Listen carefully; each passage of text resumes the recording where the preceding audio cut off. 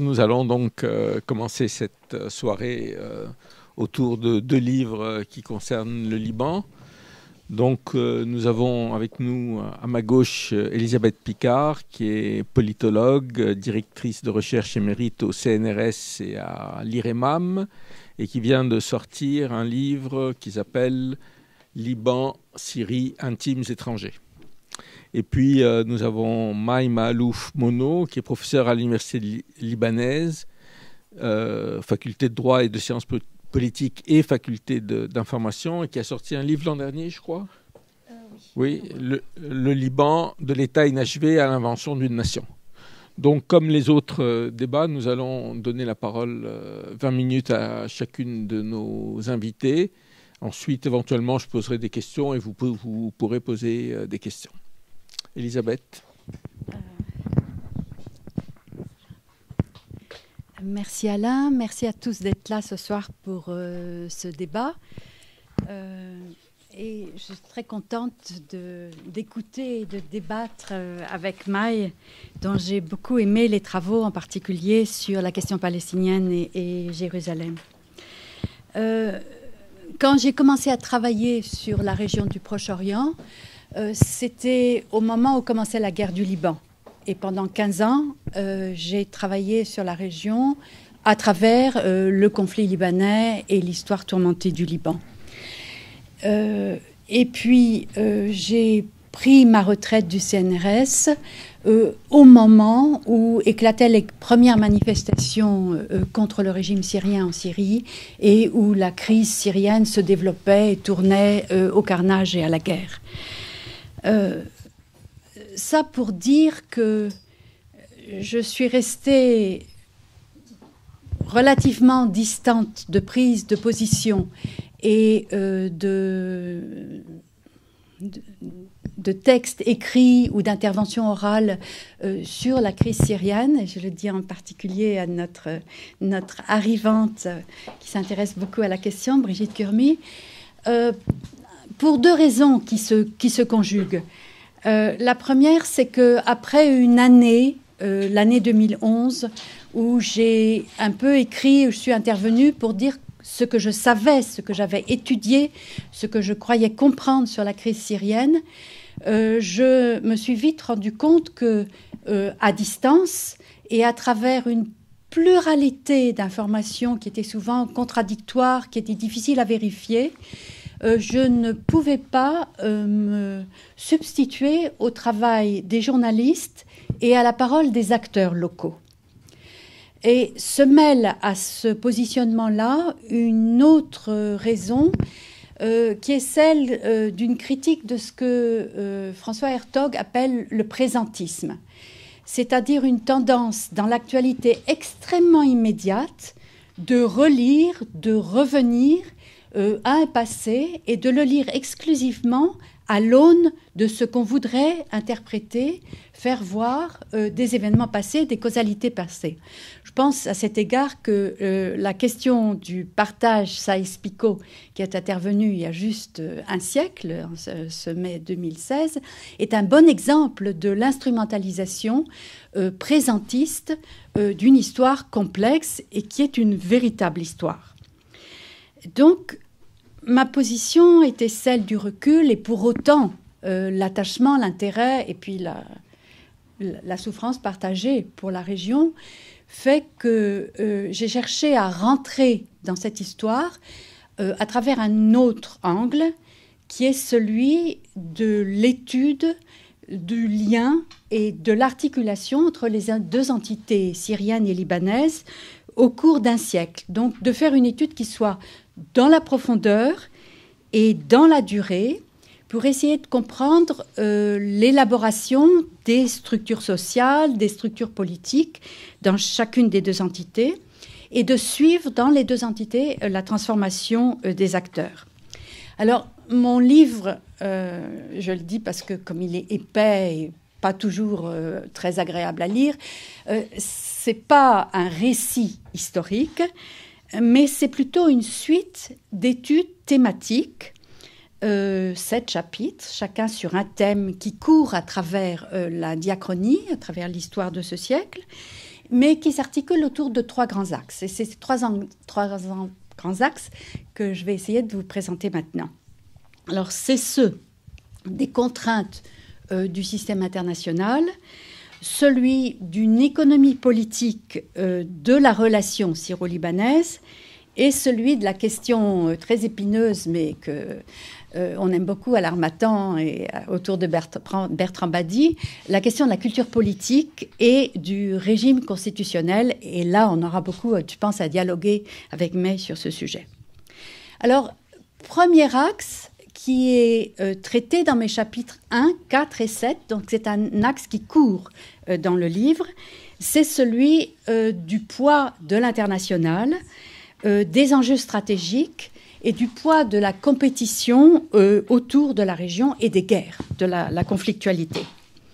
Alors, je dis que ça court dans 3 chapitres parce que mon premier chapitre traite de 1920 et de l'importance de la question d'Orient, de la rivalité des puissances à propos de la région et du rôle du colonialisme dans la mise en forme des 2 structures libanaises et syriennes.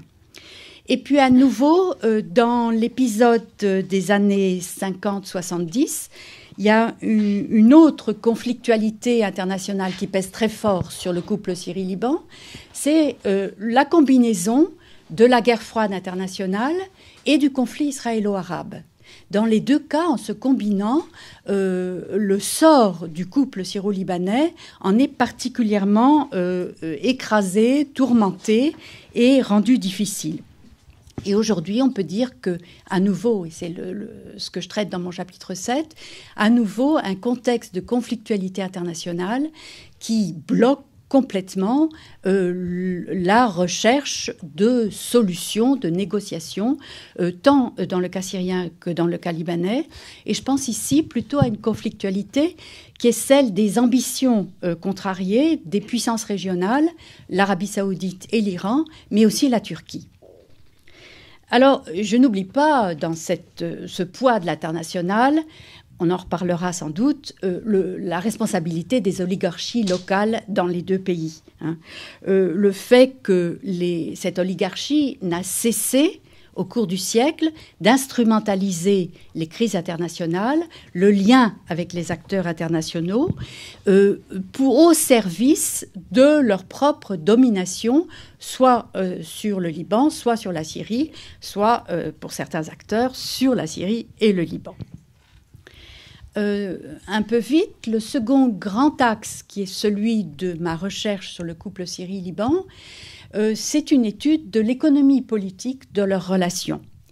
Et je pense qu'il est vraiment important de mettre en lumière, dans le cas de ce couple, les éléments qui ont créé à la fois la distinction économique entre les 2 entités, la séparation entre ces 2 entités qui étaient tout à fait complémentaires au moment de la création des États en 1920-1930, jusqu'à cette rupture de ce qu'on appelait les intérêts communs, c'est-à-dire tout l'appareil institutionnel qui liait les finances, l'économie, le commerce, les infrastructures des 2 pays, rupture de 1950, et pour retrouver 2 États qui fonctionnent presque en inimitié à l'égard l'un de l'autre. Et ceci au moment où se développe la guerre froide et le conflit israélo-arabe. Et au contraire, dans mon chapitre 5, je m'intéresse à un espèce de retour de l'histoire avec un enchevêtrement des économies et des sociétés syriennes et libanaises à travers la guerre du Liban et l'intervention syrienne, bien sûr, mais aussi dans la période qui suit cette guerre, en m'appliquant à étudier la période 1990-2005, c'est-à-dire une période où, en principe, la guerre du Liban est terminée, mais où la Syrie est encore complètement partie prenante dans la socio-économie libanaise. Donc, ce que j'essaye d'observer à travers cet axe, c'est à la fois des institutions économiques qui traversent le siècle. Je pense au système douanier, aux infrastructures bancaires qui passent d'un pays à l'autre et retour. Je pense au marché du travail qui est tellement important parce qu'il est tout à fait complémentaire tout au long de la période. Et en même temps que les structures, j'observe comment les figures historiques se renouvellent, comment les acteurs politiques et économiques jouent des rôles différents au cours des périodes, à travers deux modes de fonctionnement très typiques du couple syro-libanais. D'un côté, le patrimonialisme, c'est-à-dire la confusion du champ politique et du champ économique pour mieux contrôler la société et l'économie, et d'autre part, de plus en plus, l'utilisation d'une violence symbolique et concrète sur les deux sociétés. Le troisième axe, et je vais finir avec ça, j'espère que je suis dans mes 20 minutes, hein, bon, et puis tu nous dirigeras après, donc qui couvre les chapitres 2 et 6 du livre, s'attache à cette question qui est tellement délicate et épineuse de la culture politique et de sa mise en forme dans des systèmes et des institutions politiques. Quand je dis culture et identité culturelle des deux pays, je pense à une culture matérielle, artistique, institutionnelle et évidemment à la culture politique proprement dit. Et j'insiste beaucoup dans le chapitre 2, en me moquant dans son titre d'une formule célèbre de Hafez el-Assad, qui est un seul peuple dans deux États.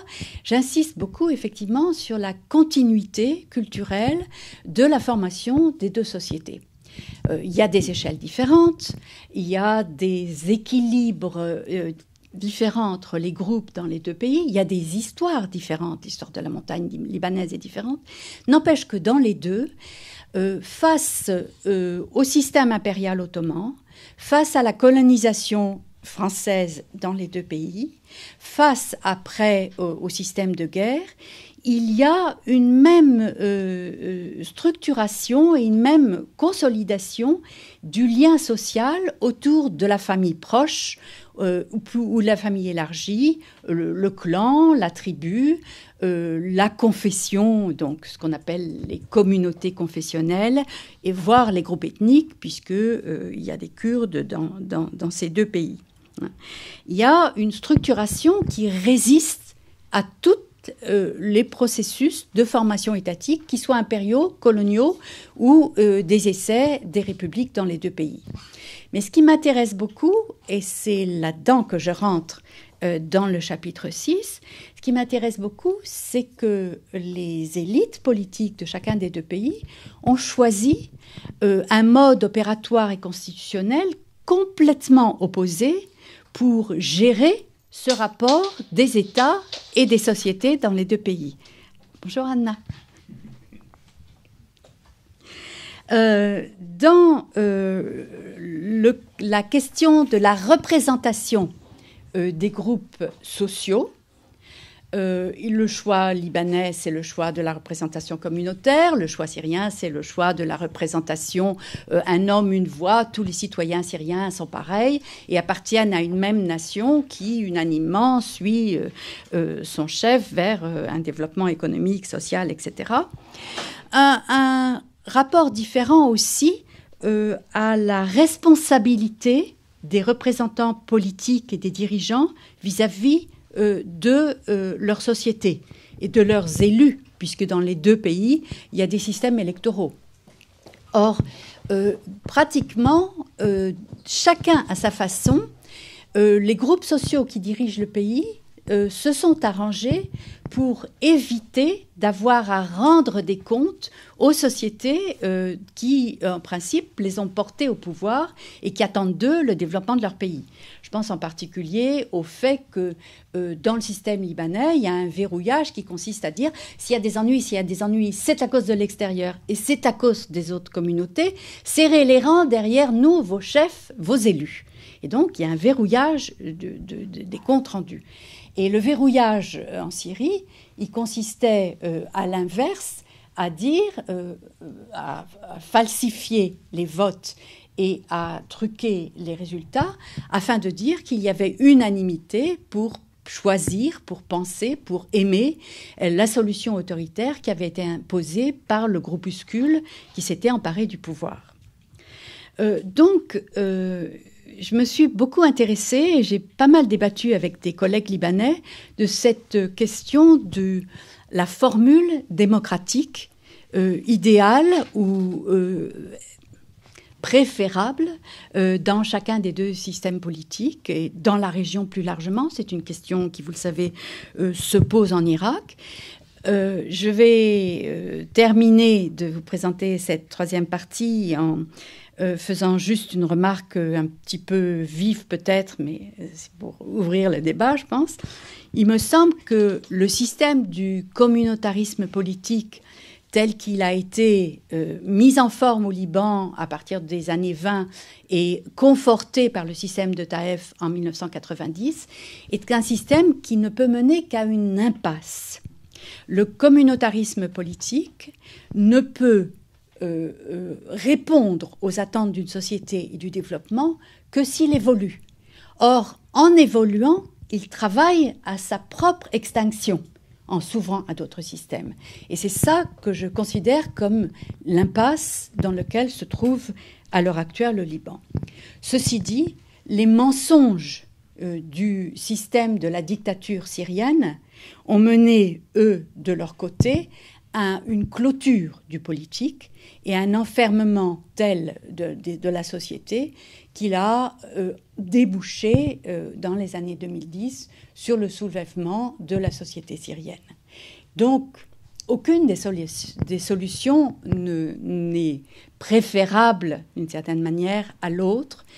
Et je pense qu'on pourra discuter aussi du regard qu'on peut porter sur les frustrations des sociétés dans les deux pays et sur la démarche que font des groupes sociaux et des groupes militants et des groupes de la société dite civile dans les deux pays pour ramener le balancier au centre et redonner une vérité et un caractère plus concret au processus démocratique. Et dans ce sens, il me semble que la situation syrienne, aussi épouvantable qu'elle soit à l'heure actuelle, n'est pas quelque part sans espoir lorsqu'on sait à quel point des groupes dans toute la Syrie se sont mobilisés et ont véritablement traversé l'expérience horrible de cette guerre depuis 7 ans pour prendre conscience et souvent prendre en main les responsabilités locales.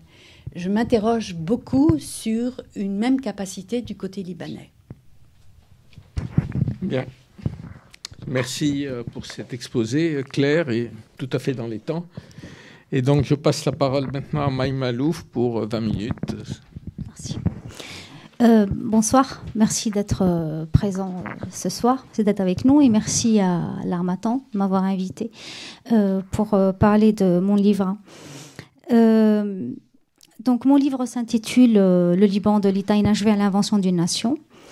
En fait, c'était une expérience nouvelle pour moi parce que j'ai l'habitude d'écrire des livres de recherche, donc qui sont destinés à une communauté particulière, les universitaires, les spécialistes, etc. Or, c'est la première fois que j'écris pour un public large. Donc, évidemment, l'objectif ici est tout à fait nouveau. J'ai essayé d'être très claire, concise, et puis aller à l'essentiel, sans trop rentrer dans les détails, mais tout en allant quand même à l'essentiel. Parce que la grande question que je me suis posée, c'est en fait quoi mettre en avant ? Parce que l'histoire ou l'évolution sociopolitique libanaise est tellement chargée. Quelle idée je dois mettre en avant? Quelle idée je dois plutôt ne pas détailler, etc. Alors, même si c'est un ouvrage qui est destiné au grand public, j'ai quand même mis un fil conducteur à cet ouvrage. Et là, je suis tout à fait d'accord avec Elisabeth Picard. J'ai essayé de montrer ou démontrer la caducité du confessionnalisme politique dans sa structure actuelle. Et je pense que l'expérience libanaise de 1943 à aujourd'hui, en passant par la grande réforme de 1990 de Taïf, a montré très clairement que l'équation politique-confession ne marche pas. J'essaye aussi dans ce livre, alors évidemment on pourra détailler ces points tout à l'heure si vous voulez lors du débat. J'essaye aussi d'aller à l'encontre de certaines idées reçues. Alors évidemment, le lecteur français et francophone a beaucoup d'idées reçues lorsqu'il s'agit de cette région-là et du Liban, en particulier peut-être. J'en retiens deux. La première, c'est que le Liban est un pays complexe, trop complexe, donc on n'arrive pas à comprendre. J'essaie de montrer à travers ce livre que en fait, la complexité, c'est finalement un ensemble d'idées simples qu'il faut juste prendre le temps de comprendre. Et la deuxième grande idée reçue, c'est de dire que le Liban, ou la société libanaise, est formée d'un ensemble de communautés qui vivotent, un patchwork de communautés confessionnelles qui n'arrivent pas à s'entendre et que, bon, ils n'arriveront jamais à s'entendre. Alors là aussi, j'essaye un petit peu de désamorcer cette idée, notamment à la troisième partie, et de montrer que les choses sont un petit peu plus compliquées que ça, sans trop compliquer non plus la démonstration. Et je reviens sur l'idée de communauté. Qu'est-ce qu'une communauté? Qu'est-ce qu'une communauté confessionnelle au Liban, etc. Je vais en fait détailler un petit peu tout ça tout à l'heure. Donc, à la fin de cette introduction, je voudrais juste très rapidement vous parler des grandes idées que le livre contient, donc les grands axes ou les grandes parties. Il y a 4 grandes idées dans ce livre. Alors, j'ai 2 soucis. Quand j'ai écrit ce livre, j'avais en particulier 2 soucis. Le premier, c'est de dégager des constantes. Parce que des idées qui ont fait l'unanimité des chercheurs. Parce qu'on sait qu'il y a un réel problème d'historiographie quand il s'agit du Liban. Et j'ai essayé d'être la plus complète possible, exhaustive, dans la mesure du possible. C'est pour ça que je suis quand même revenue en arrière, dans la première partie, bien en arrière. Je pars de la partie ottomane, donc 16e siècle, et je m'arrête à nos jours dans tous les livres, mais dans la première partie, donc je pars de la période ottomane jusqu'à la veille de la guerre de 75-90. Alors, pourquoi je reviens justement à cette période ottomane? C'est pour démontrer 2 choses. La première, pour essayer de répondre à la question de savoir quand est né le Liban. Question bien problématique, qui a évidemment été problématique durant la guerre, 75-90, mais qui reste toujours problématique parce qu'il y a des conséquences identitaires derrière. Et la deuxième question à laquelle j'essaie de répondre, c'est quand et comment ce sous-système communautaire dont a parlé Elisabeth Picard tout à l'heure est entré dans la structure juridique et politique libanaise. Alors, quand j'essaie de poser la question de savoir quand est né le Liban, évidemment, je réponds aussi, parce qu'il faut poser des questions et répondre. Donc, pour moi et pour la plupart des chercheurs, le Liban est né au XVIe siècle, mais évidemment, on ne pouvait pas parler de nation, on ne pouvait pas parler d'État, etc. Je l'appelle ça l'entité libanaise. Tout ça pour mener à l'idée de dire que lorsque l'État libanais est né en 1920, il n'est pas né ex nihilo. Il y avait toute une évolution derrière, même si elle n'était pas nationale ni étatique, d'accord, qui a mené en 1920 à la naissance de ce qu'on appelle le Grand Liban. La deuxième idée qui est très importante, à mon avis, pour essayer de comprendre les crises que vit le Liban actuellement, parce que vous savez qu'on est sans président depuis 2014. Donc la deuxième idée, c'est essayer de savoir quand et comment en fait ce système ou sous-système communautaire est entré dans la vie juridique et politique du pays. C'est une question extrêmement importante. Parce que quand on parle de communautarisme au XVIe siècle, XVIIe, XVIIIe ou même XIXe, c'est absolument pas la même chose que quand on parle de communautarisme aujourd'hui. Le communautarisme politique est venu au XIXe siècle, exactement, etc. Donc c'est très important pour moi de revenir sur ces idées compliquées, peut-être à la base de recherche, etc. Les chercheurs ont beaucoup travaillé là-dessus, et de les rendre claires, plus claires pour le lecteur français et francophone. Donc je pars de cette communauté féodale, on n'est pas encore dans le communautarisme politique, plutôt communautarisme féodal ou social, ottoman. J'arrive vers la territorialisation de ce communautarisme, 1840, etc. Ensuite, l'institutionnalisation du communautarisme, 1860, pour ensuite arriver à l'entrée de ce sous-système communautaire par la grande porte dans le système juridique et politique libanais en 1920 et avec la Constitution en 1926. Voilà. Donc c'était ça en fait, c'est ce que je voulais en fait montrer à travers ce retour en arrière à l'époque ottomane. Alors, la deuxième grande idée du livre part de la guerre de 75-90, qui, vous savez, n'était pas que civile. D'ailleurs, j'utilise jamais le terme guerre civile. Je fais exprès. Donc, je parle de guerre de 15 ans, 75-90, même si, évidemment, en partie, c'était une guerre civile. Il y a une phrase que disait l'ancien président de la République libanais, Fouad Chehab, que j'aime beaucoup. Il disait que les Libanais ont besoin de se malaxer eux-mêmes. J'aime beaucoup cette phrase parce qu'elle est tellement vraie. Or, à la fin de la guerre, en 1990, on croyait que c'était déjà fait, qu'on a un prix, etc., qu'on va commencer quelque chose de nouveau, qu'on appelle d'ailleurs aujourd'hui la Deuxième République, mais ça ne me convainc pas trop, l'expression Deuxième République, mais bon. Donc on va commencer quelque chose de nouveau avec la réforme de 90. Or, on s'est rendu compte que les Libanais ne se sont pas encore malaxés eux-mêmes, malheureusement. Et donc c'est pour ça que j'ai intitulé le deuxième axe de réflexion Taïf, les accords de Taïf, c'est les réformes, ou la guerre par d'autres moyens. Et parce que, en fait, comme disait Elisabeth Picard tout à l'heure, le sous-système ou ce système communautaire libanais mine en fait la vie politique, juridique, etc. Donc je l'explique sans trop rentrer dans les détails, mais c'est très important aussi de revenir là-dessus parce que c'est ce qui explique les crises qu'a vécu ce pays en 2005, en 2007, en 2008, en 2014, etc. Et évidemment aujourd'hui. On donne, je pense, trop d'importance.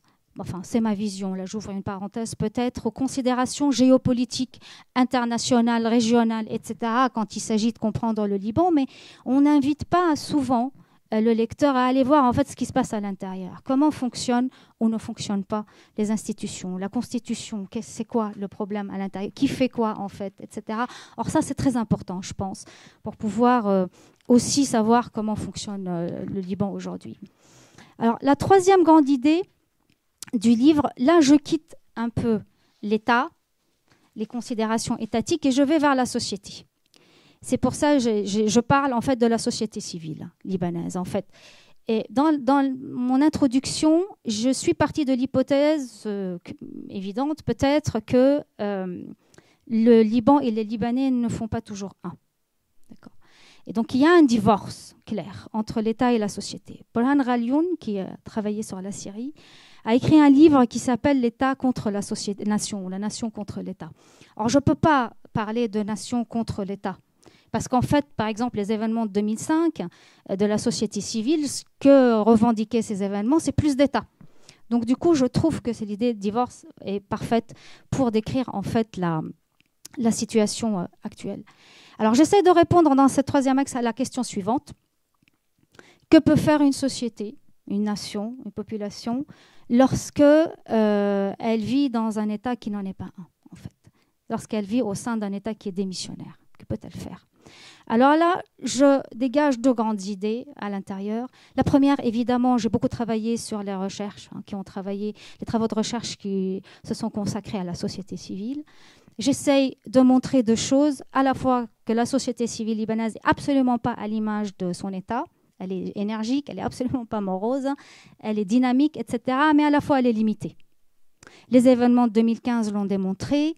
Je ne sais pas si vous avez suivi les élections municipales qui se sont terminées dimanche, l'ont démontré, notamment pour la liste de Beyrouth, de la capitale, etc. Donc, elle est limitée. Elle essaie de faire des choses, mais elle est limitée. La deuxième idée, qui est très importante aussi dans ce troisième axe, c'est lorsqu'on parle de la société libanaise, on parle notamment de communauté, je l'ai dit, mais de minorités communautaires ou ensemble de minorités qui composent la société libanaise. Or, je suis justement revenue là-dessus, parce qu'il s'agit pour moi évidemment de donner des informations au lecteur, mais aussi il s'agit aussi de le faire réfléchir, même pour un livre qui s'adresse à un public large. Qu'est-ce qu'une minorité? Qu'est-ce qu'une majorité? Je suis revenue là-dessus. Qui est minoritaire? Qui est majoritaire? Vous savez qu'il y a 18 communautés au Liban, dont 4 qui se partagent le pouvoir. Qui est majoritaire? Donc, ma conclusion est de dire que on ne peut pas parler de communauté minoritaire et majoritaire au Liban, parce que quand on dit minoritaire ou minorité, c'est que c'est une minorité par rapport à une majorité centrale. Or, au Liban, je ne trouve je vois pas qu'il y a une majorité centrale à partir de laquelle ou par rapport à laquelle une minorité périphérique peut s'identifier. Donc ma conclusion, c'est de dire que chaque communauté est à la fois minoritaire et majoritaire. C'est un petit peu la même problématique peut-être qu'on trouve aussi en recherche, pas uniquement pour la Belgique, qui est minoritaire et qui est majoritaire, parmi les Flamands, les Wallons, etc. Donc c'est un petit peu la même logique. Alors la quatrième et dernière idée, je parle du Liban actuel. Donc deux idées, là encore aux sous-idées. Je fais une vue générale, rétrospective sur ce que c'est que le paysage politique aujourd'hui au Liban, parce que le paysage politique libanais est tellement labile. Quels sont les partis politiques, etc. Donc j'ai notamment traduit un tableau de l'arabe qui est très clair, qui montre bien les partis politiques qui se trouvent au Liban, les factions, etc., les coalitions. Et la deuxième idée, qui est une idée d'actualité aussi, je termine par, vous avez peut-être entendu parler de la question gazière, découverte de gaz ou de pétrole à l'est de la Méditerranée, etc. Donc je reviens là-dessus, on en a beaucoup parlé en 2010 avec la découverte de cette manne gazière, aujourd'hui on en parle moins. Il y a quelques années, on a fait un colloque à l'université à Beyrouth justement concernant cette question-là. Et on avait invité des experts des pays du Golfe, de l'étranger, des Libanais. Et on avait invité à l'époque le ministre de l'Énergie, M. Bassil, qui est l'actuel ministre des Affaires étrangères, pour venir justement nous parler de l'activité du gouvernement par rapport à cette question, etc. Alors, moi j'étais un petit peu déçue, parce qu'on est resté un petit peu sur notre faim. Enfin, moi, je suis restée sur ma faim parce qu'on n'a pas réussi à comprendre ce qui se passe, en fait, par rapport à cette question de la découverte de gaz, etc. Ce que fait le gouvernement, quelles sont ses planifications, etc., ses plans pour l'avenir. Or, quand j'ai voulu traiter cette question dans ce livre, hein, parce que c'est une question comme d'actualité importante, j'étais très surprise de voir qu'en fait, le gouvernement libanais est bien actif, parce que j'ai travaillé justement sur la presse locale, et qu'ils ont fait des lois concernant ce problème-là, des décrets en 2012-2013, qu'ils ont même fait des appels d'offres, qu'ils ont fait une planification sur 10 ans, etc. Et que selon cette planification, on va commencer le travail d'exploitation en 2020. Donc j'ai vraiment été surprise de découvrir que le gouvernement est plutôt actif, contrairement à ce qu'on pensait. Donc évidemment, la grande question, c'est de savoir que va-t-il rester de cette planification au milieu de ce dysfonctionnement politique, institutionnel interne qui est quand même grave. Alors pour terminer, je pense que je suis dans les temps, j'ai fait le tour de la question. Il y a une phrase que j'avais pour l'anecdote, hein, que j'avais lue dans le journal Le Monde il y a un certain temps, selon laquelle un ancien porte-parole de la FINUL avait indiqué quelque part dans son bureau la phrase suivante. C'est: si vous pensez avoir compris ce qui se passe au Liban, c'est qu'on vous a mal expliqué. Donc j'espère que quand il va lire mon livre, l'ancien porte-parole va non seulement comprendre, mais surtout changer d'avis et trouver que j'ai bien expliqué. Merci pour votre attention. Bien, merci à toutes les deux. Avant de passer la parole à la salle, moi j'avais une question qui tourne autour du confessionnalisme. Plus la guerre se poursuit en Syrie avec ses conséquences au Liban, plus on a l'impression à lire les médias que le confessionnalisme est devenu la seule grille d'analyse et que donc il y a un renforcement de ce confessionnalisme, notamment sunnite chiite, mais ça dépasse ça. Et je voulais vous demander un peu, peut-être une première réaction à comment vous réagissez par rapport à cette présentation dans les médias. Oui, comme vous voulez. Alors, oui, je pense que, en tout cas par rapport au Liban, on n'a pas tort lorsqu'on insiste sur la question du confessionnalisme. On n'en fait pas trop, je pense, au contraire. Parce que le système libanais, contrairement au système français, par exemple, il est vraiment miné. enfin entre guillemets, mais c'est vrai, miné par le sous-système, j'appelle ça un sous-système confessionnel. C'est-à-dire qu'on n'arrive pas à faire fonctionner les institutions comme il faut à cause justement probablement, peut-être pas à cause de la présence de ces communautés, parce que les communautés ont toujours existé au Liban, mais à cause d'une mauvaise utilisation, une mauvaise gestion en fait de ces communautés. Quand je suis en train de diriger un nouveau travail de recherche justement sur la question des communautés, minorités, etc., la gestion du pluralisme et des sociétés plurielles au Moyen-Orient, qui va donner lieu à un livre avec Paris 7 qui sera édité chez l'Harmattan, justement par rapport à cette question. Alors, si je prends l'exemple peut-être de ce qui se passe aujourd'hui, la non-élection du président de la République depuis 2 ans. Il faut savoir aussi que les raisons, Elisabeth Picard a tout à fait raison, moi je suis d'accord avec cette analyse, ne sont pas que extérieures. Parce que ça fait 2 ans qu'on n'arrive pas à élire un président de la République, mais ce n'est pas la première fois, vous le savez peut-être. En 2008, c'est pareil, et on a eu une crise grave. Le Parlement s'est réuni 19, 20, je ne sais combien de fois pour pouvoir élire un président, on n'est pas arrivé.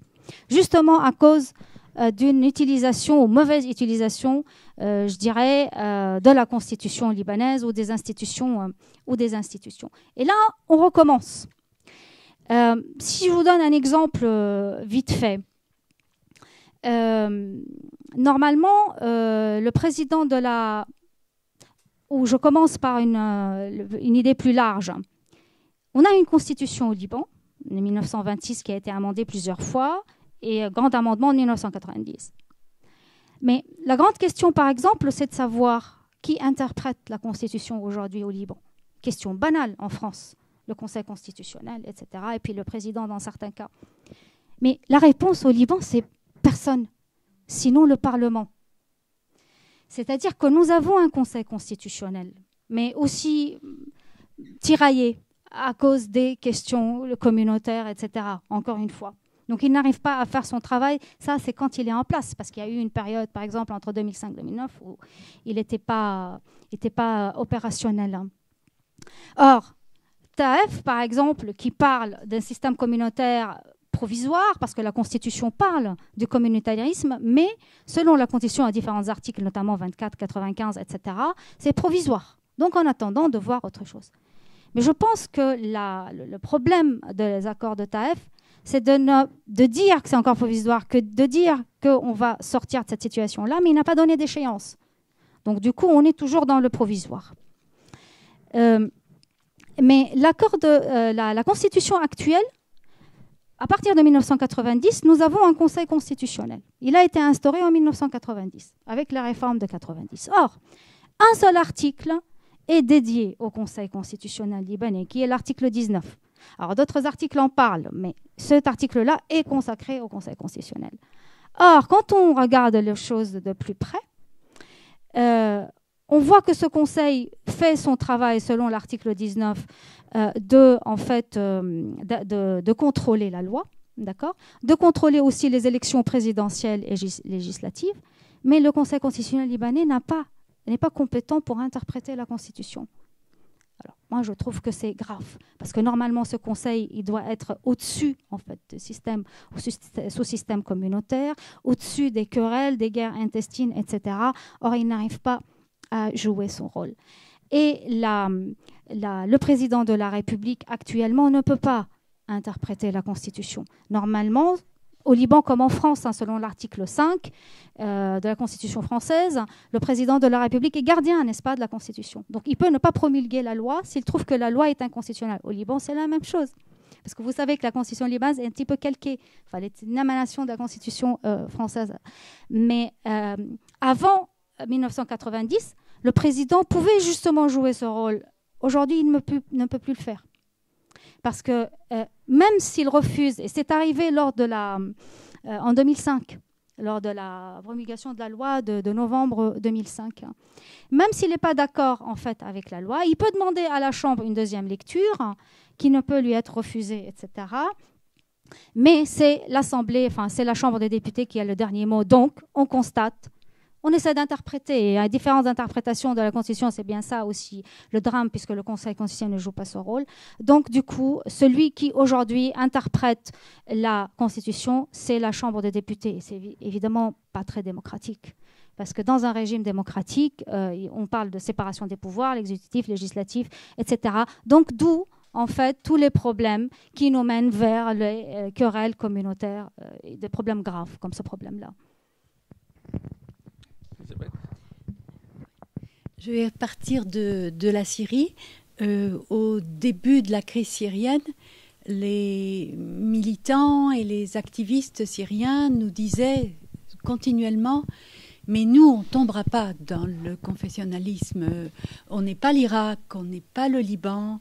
On a une longue habitude d'un régime oppresseur, mais qui nous opprime tous et qui est injuste socio-économiquement envers toutes les périphéries, envers tous les dominés du pays.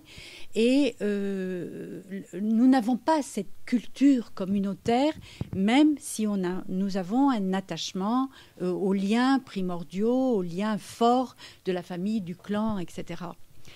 Mais je rejoins tout à fait une de mes collègues, Louloua El-Rachid, qui travaille sur l'Irak et qui dit avec fermeté et qui montre avec fermeté que le confessionnalisme, ça se fabrique, ça se construit politiquement. Ça se construit par des acteurs, par des notables, des élites, par des puissances extérieures, par des groupes politiques, par des groupes religieux qui y trouvent leur intérêt et qui interprètent, on a parlé d'interprétation de la Constitution, qui interprètent les problèmes que traverse une société, les problèmes constitutionnels que vit le pays, les solutions qu'on peut trouver à ces problèmes, exclusivement à travers le prisme de la séparation et de la division des groupes d'identité primordiale, le plus sûr moyen pour les dominants de pouvoir tenir en laisse et tenir une société à partir du moment où ils la fragmentent, où ils l'émiettent. Le propre du système libanais, c'est effectivement qu'il y a un cartel, un consortium d'élites religieuses, économiques et politiques qui tiennent divisées les unes par rapport aux autres les différentes composantes de la société, au point que la paralysie du système est assurée en dépit d'une véritable volonté de la base de la société. Ils trouvent toujours moyen à fragmenter, que ce soit dans les élections syndicales, que ce soit dans un mouvement qui devrait réunir tout le monde pour lutter contre la pollution et contre la corruption dans le ramassage des ordures. Ils trouvent à opposer un quartier contre un autre, une communauté contre un autre, et c'est un système de gestion, c'est une stratégie de pouvoir qui se fabrique et qui se construit. Je vous rappelle aussi que dans le cas irakien, pour sortir de la dictature terrible de Saddam Hussein, l'ONU et le régime provisoire instauré par les Américains n'ont trouvé de mieux que d'avoir des conseillers libanais en l'occurrence, Hassan Salamé en l'occurrence, qui conseillait des mélos à Bagdad, et qui a dit il faut retrouver un équilibre entre les différentes communautés de l'Irak, et pour ça, il faut donner à chaque communauté son quota de représentation au sein du pays et son droit de s'exprimer en quelque sorte, qui ont donné le feu vert à une segmentation de la vie politique et sociale irakienne. Alors, il y avait une longue histoire de tensions entre Kurdes et Arabes, de tensions entre sunnites et chiites en Irak. N'empêche que l'institutionnalisation et le choix de gérer le pays par le biais confessionnel, c'est une fabrique et c'est une culture qui se répand, qui s'insinue, qui se diffuse au sein d'une société. Pour être assez vieille pour l'avoir vécu, je me rappelle des années 60 et 70 au Liban, où j'ai été étudiante à l'époque, et où de plus en plus, la fracture confessionnelle s'effaçait progressivement au profit d'appartenance politique, d'appartenance sociale, de rang social, etc. Et où le début de la guerre du Liban a consisté en une véritable reprise en main par les élites communautaires, parce qu'encore une fois, à partir du moment où ces différences confessionnelles s'effacent, c'est le contrôle de la société que les élites traditionnelles risquent de perdre. Et je finis sur ce sujet en évoquant la facilité intellectuelle et la facilité stratégique internationale qu'ont les élites occidentales, les grandes puissances, à qualifier et à gérer les sociétés du Moyen-Orient et les crises actuelles dans les pays du Moyen-Orient à travers ce prisme confessionnel. C'est à la fois une paresse intellectuelle qui ne correspond pas à une réalité complexe. Nous aussi, ici, nous avons des fractures confessionnelles et des fractures communautaires, et combien. Mais nous ne sommes pas que ça. Et nous pouvons être gérés d'une autre façon. Et les sociétés du Moyen-Orient aussi. C'est donc une paresse intellectuelle et c'est aussi une gestion manipulatoire. Diviser pour régner, c'est un vieux proverbe. Bien, merci. Donc, je vais vous passer la parole pour les questions. On va prendre peut-être 2-3 questions. Et, oui, attendez, prenez le micro parce que c'est... Non, c'est simplement, vous aviez posé une question, et les réponses étaient très intéressantes et très importantes, et ils répondent en partie sur la question sunnite, mais en fait, n'y ont pas répondu spécifiquement. Donc je retiens que c'est l'aspect construction par des groupes d'intérêt, mais est-ce que cette explication suffit à répondre à la question de M. Grech pour la tension actuelle ? Oui. Ou bien est-ce que c'est la dimension internationale qui vient renforcer cette dimension, ou bien est-ce qu'il y en a d'autres, intérêts économiques ou autres ? Oui. Vous voulez dire les tensions entre les communautés, c'est ça ? Sunnite et chiite. Non, oui, c'était la question faite. Je repose la question de M. Grech. Sauf s'il est satisfait de la réponse. Même s'il est satisfait, vous pouvez ne pas l'être. Entre sunnites et chiites.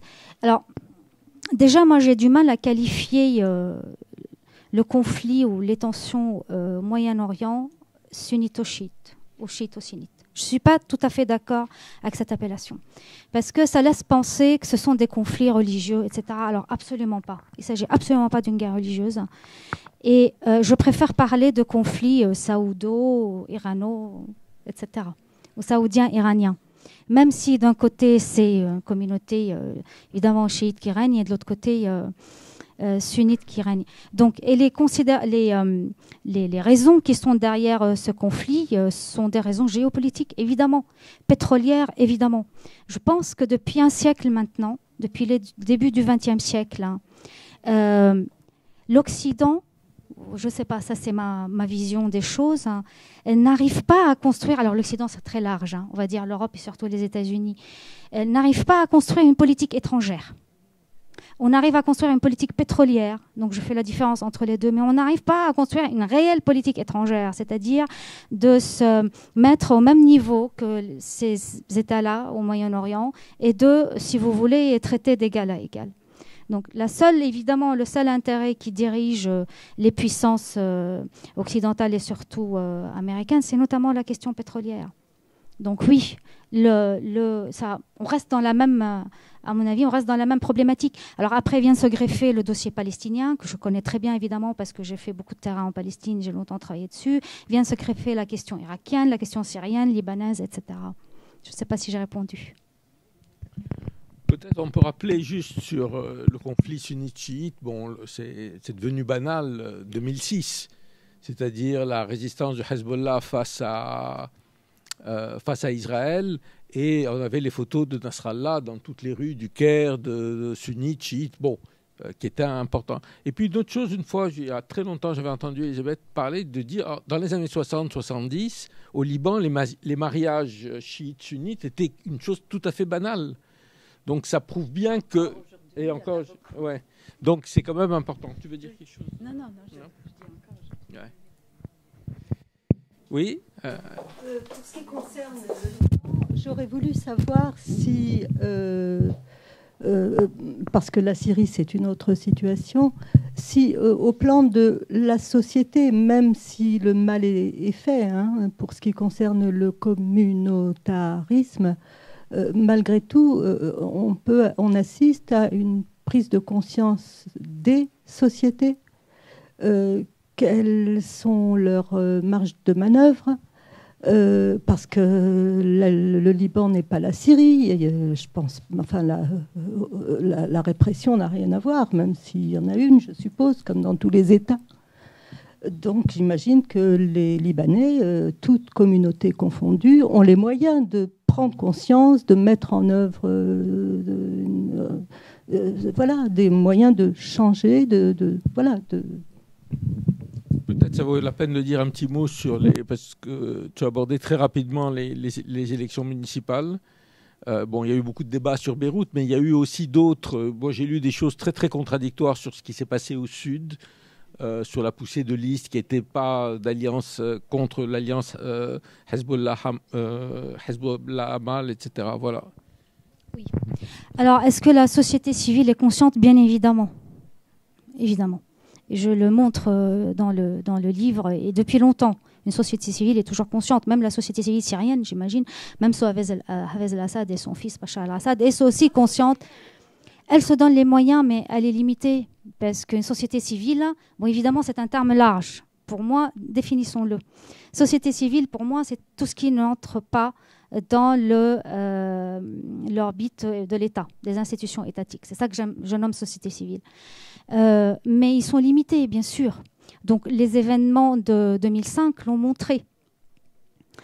Parce que c'est un événement très important, le printemps du Liban, n'est-ce pas? Le printemps libanais. C'est un événement qui a commencé avec beaucoup d'espoir, avec beaucoup d'idées, etc., de vouloir dépasser le régime communautaire libanais, de vouloir dépasser transcommunautaire, si je puis dire. Mais, in fine, il a été récupéré par les factions politiques. Et on sait aussi que les partis politiques sont basés sur les communautés, donc ont une base populaire communautaire essentiellement, etc. Donc, ils étaient récupérés par ces partis-là. Le mouvement sur le ramassage des ordures au Liban, pareil, il a commencé de la même manière et aujourd'hui, ça s'effrite. Les élections municipales actuelles, 2 mots sur les élections municipales, notamment en ce qui concerne la liste de Beyrouth. Vous savez qu'il y a eu, encore une fois, une initiative, une liste Beyrouth Madinati, n'est-ce pas, Beyrouth ma ville, qui est formée de vingtaine de personnes, je pense, architectes, professeurs d'université, pharmaciens, dont une personne que je connais d'ailleurs, l'artiste Nadine Labaki, etc., et qui ont montré, encore une fois, que l'on veut tenir tête à la liste, notamment de Hariri, qui dirigeait la liste Beyrouth-Beyroutin, et montrer qu'on veut faire quelque chose. Et donc là, on est évidemment dans une action, pas uniquement une prise de conscience, on est dans une action très claire, et dire qu'on veut faire quelque chose de para-communautaire, etc., qu'on sort du communautarisme libanais qu'on propose. Bon, ils n'ont pas réussi, bien sûr. Alors, pourquoi? Pas parce que la volonté n'est pas là. Mais là, encore une fois, je vais vous expliquer aussi ce qu'il y a derrière, parce qu'il faut aussi entrer un petit peu dans les détails, un petit peu technique peut-être. C'est un peu ennuyeux, mais ce n'est pas grave. C'est tout à fait lié à l'idée de décentralisation. Vous savez, déconcentration, décentralisation d'un pays, etc. Et normalement, lorsqu'on veut donner un peu plus de marge de manœuvre, on sait qu'il faut instaurer une décentralisation dans un pays donné, dans une démocratie donnée. La France l'a fait depuis 1982 et puis c'est allé crescendo. En France, si on veut donner justement plus de liberté à la société civile libanaise, il faut décentraliser encore plus. Or, aujourd'hui, au Liban, on ne peut pas parler évidemment de décentralisation. C'est un pays très centralisé. Peut-être qu'on peut trouver une certaine forme de décentralisation au niveau des municipalités, justement. Et c'est ça, toute l'importance des élections municipales au Liban, je trouve. Ce ne sont que des élections municipales, mais je pense qu'elles sont importantes pour ça. Parce que des groupes comme la liste de Beyrouth Madinati peuvent justement s'exprimer. Revenons aux réformes. On a voulu, d'accord, en 1990, à la fin de la guerre, décentraliser le Liban.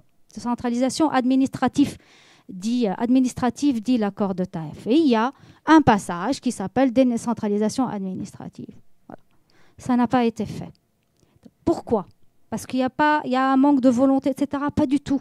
Rentrons encore un peu plus dans les détails du texte et verrons ce qu'il y a à l'intérieur. Mais on voit qu'en fait, le mal vient de là, si vous voulez. On n'arrive pas à appliquer quelque chose qui n'est pas applicable. Quand on regarde le passage de la décentralisation administrative, justement, de l'accord de Taïf, etc., vous savez que c'est un accord très important parce que ça a donné lieu à une réforme constitutionnelle quand même, très grande réforme constitutionnelle. Quand on regarde un petit peu de plus près, regardons le point 4, ensuite je vais regarder le point 2. Le point 4 dit qu'on va en fait donner plus de liberté, d'une certaine manière, je paraphrase, au conseil, l'équivalent, on va dire, des conseils départementaux en France, c'est-à-dire au Kaïm Makam et au CASA, c'est-à-dire l'équivalent des départements en fait et des sous-préfets, et élire, faire des élections à ce niveau-là. Parfait. Or, quand on regarde le point 2, il dit complètement le contraire. Il dit qu'en fait, nous allons donner plus de liberté, etc., au Kaïm Makam, justement, où c'est préfet au département, au conseil départemental, et plus de prérogatives aussi au conseil régional, c'est-à-dire au préfet, au muhafez, comme vous savez en arabe, et muhafaza. C'est complètement contradictoire. D'un côté, on dit qu'on va décentraliser au niveau des Kaïm Makam, c'est-à-dire des départements, je pense que la traduction est comme ça en français, et de l'autre côté, on dit non, on va les mettre sous tutelle. Et en fait, aujourd'hui, c'est ce qui se passe. Ce qui se passe, c'est une réelle tutelle exercée par le pouvoir central, donc le préfet, le muhafez, sur même les municipalités, et même si la loi sur les municipalités, parce qu'il y a une loi sur les municipalités, tout ça c'est codifié, la loi de 63, la loi de 77, etc. La loi sur la municipalité parle d'une autonomie administrative, etc., des municipalités. Mais en fait, les textes viennent contredire tout ça. Et une réelle tutelle s'exerce du pouvoir central sur ces municipalités-là.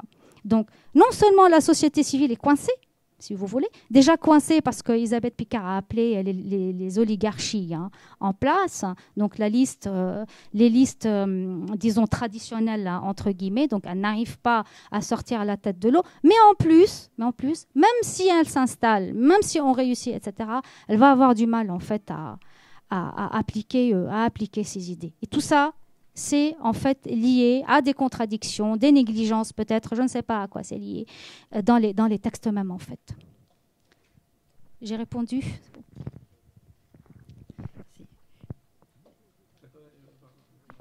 Je continue ? Oui.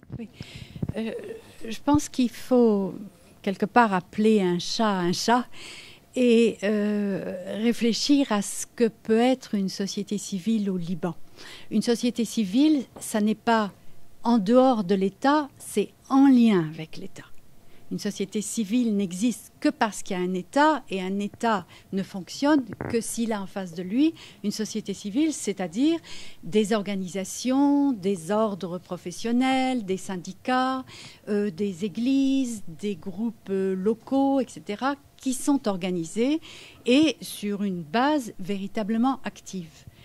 Or, dans le système confessionnel tel qu'il est figé au Liban, et encore plus figé depuis 1990, il y a un décalage insurmontable entre le pays constitutionnel, avec ses problèmes de article 2 ou article 4, et est-ce qu'on l'applique, est-ce qu'on ne l'applique pas, et le pays réel qui ne fonctionne absolument pas comme la Constitution le prétend, avec la décentralisation, avec des élections locales, avec une ouverture socio-économique, etc.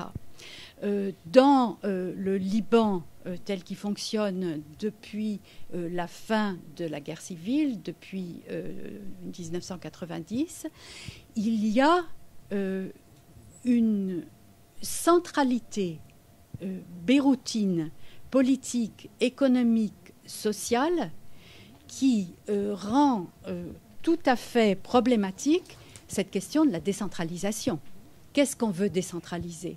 On veut décentraliser le Liban Sud, très peu peuplé, et dont l'économie n'a pas repris depuis que le Liban a recouvert cette région en 2002 d'Israël.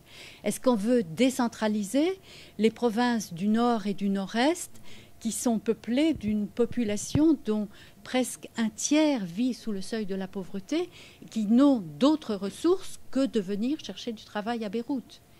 Est-ce qu'on veut décentraliser les régions centrales où sont en majorité les chrétiens et où l'économie est faite d'une vie culturelle et de villégiature qui dépend de la richesse beyrouthine?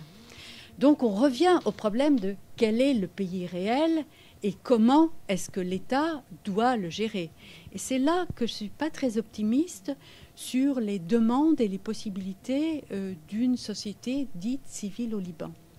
On l'a vu s'activer pendant la guerre en 1987, se mobiliser contre les milices.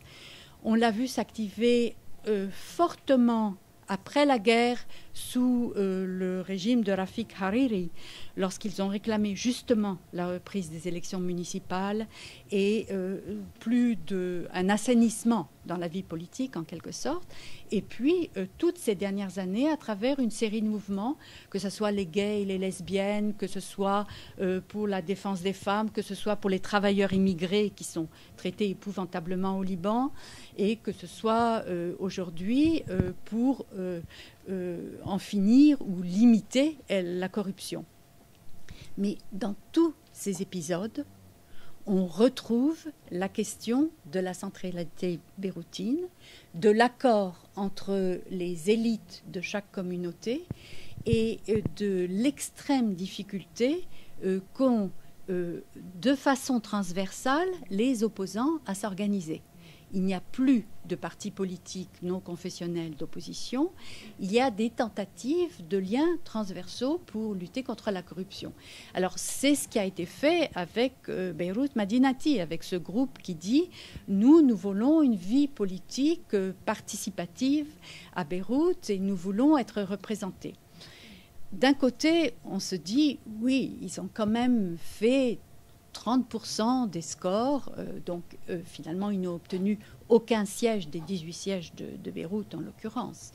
Mais ce qu'il faut voir, c'est l'immense désaffection qu'ont suscité ces élections. Il faut voir le taux de participation à Beyrouth et dans les régions. Il faut voir que les élites libanaises et une grande partie de la population libanaise ne vit plus au Liban, ne vote plus, ne participe plus à cette vie politique, et que ce régime qui se perpétue, il se perpétue à travers une perte de substance et de vie qui n'augure pas bien de la possibilité de la société civile de se remobiliser. L'année dernière, ici, l'ex-ministre Charbel Nahas, qui se mobilisait du côté de l'opposition et du côté proche du groupe Beyrouth Madinati, était venu à la cité universitaire.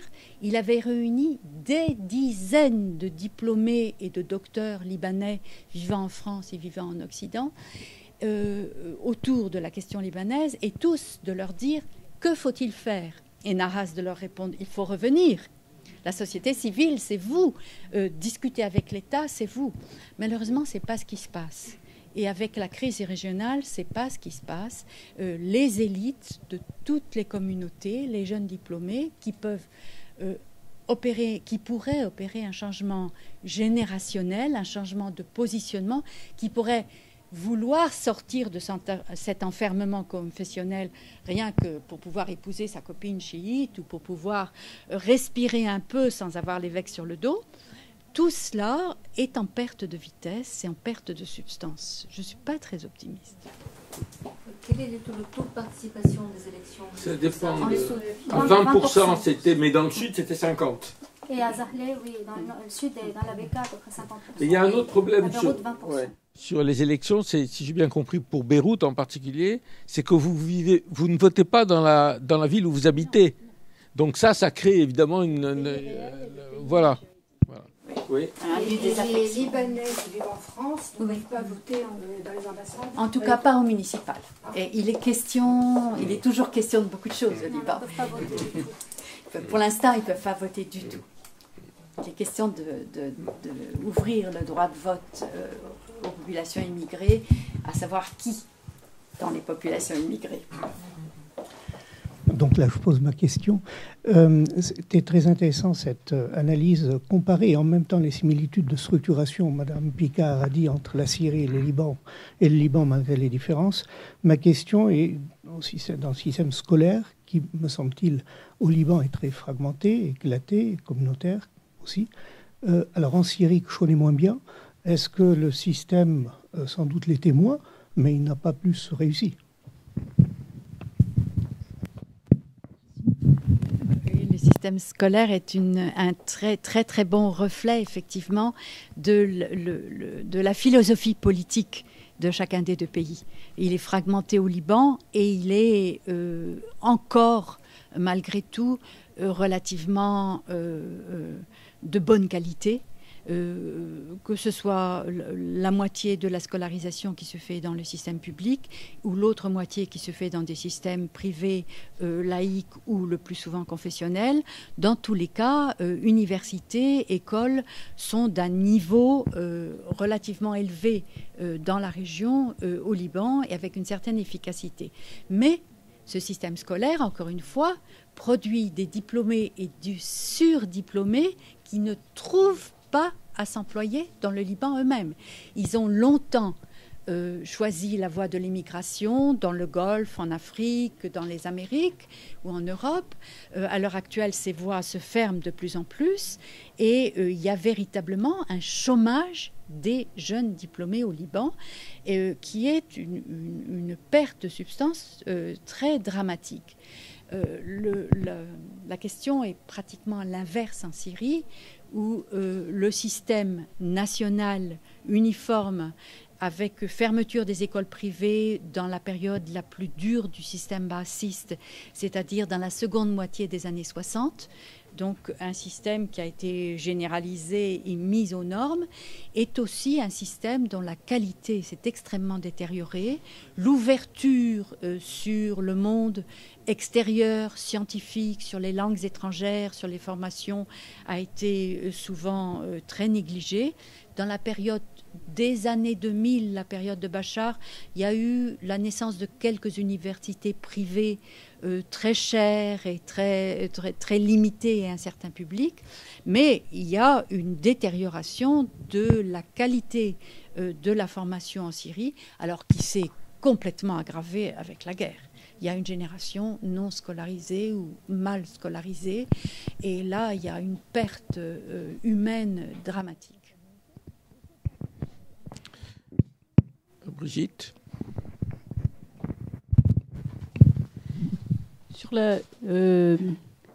Si on imagine qu'un jour il y a une solution politique en Syrie, ce qui paraît assez lointain, comment la donne des réfugiés syriens au Liban va changer ce rapport syro-libanais? Quel impact? Ça, c'est la première question. Et la deuxième, c'est est-ce que, dans la gestion justement de ces réfugiés syriens au Liban, il y a une part qui est les défauts des qualités du système libanais, c'est-à-dire qu'en fait, est-ce que c'est pas ça qui est de fait une décentralisation, parce qu'en fait, c'est les municipalités et les villages qui ont la charge et qui ont fait que l'énorme éléphant a été avalé par le boa libanais et que ça n'a pas provoqué plus de catastrophes. Donc il y a aussi une sorte d'ingénierie à l'image très différente, mais quand même intéressante, que tu décrivais en Syrie, c'est-à-dire le local qui invente des solutions en l'absence d'un État central. Est-ce que c'est pas ça? Est-ce que, au fond, la décentralisation dictée dans la Constitution et qui correspond pas au pays réel n'est pas en train de se faire à travers la gestion des réfugiés au Liban syrien?